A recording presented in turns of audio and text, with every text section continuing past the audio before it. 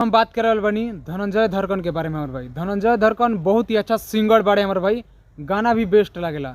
लेकिन धनंजय धरकन के अंदर इतना घमंड हो गई बा, इतना घमंड कि खेसारी लाल यादव के अब टारगेट में आ गई बड़े भाई हमार।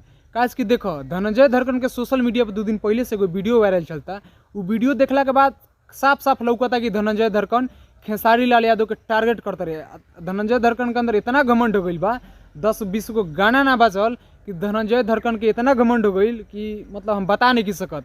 यार धनंजय धरकन के एगो फिल्म आ जाई और फिल्म माना तनी ब्लास्ट कर जाई, मतलब बहुत ही सुपर डुपर जाई। तो यार धनंजय धरकन तो यार खेसारी लाल यादव के तो है बुझी लागत हमारा देखे से।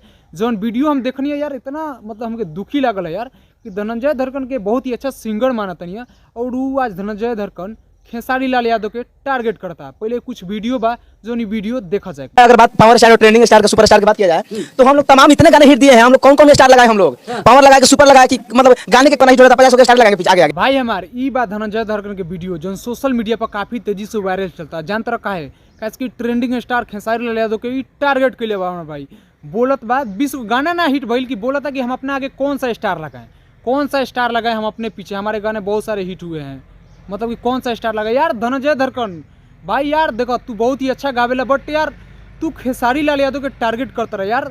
मतलब तारा अंदर अहंकार कहाँ से आ गई यार, घमंड कहाँ से आ गई कि तू अपना आगे स्टार लगेबा। 50 गो तार गाना हिट बा तो तू 50 गो स्टार लगेबा यार। ट्रेंडिंग स्टार लोग बोलेला, तू तो ये अपना मुँह से बोलता रहा। तारा के बोलेला यार भोजपुरी इंडस्ट्री में यार खेसारी लाल यादव के टक्कर देबा यार तू।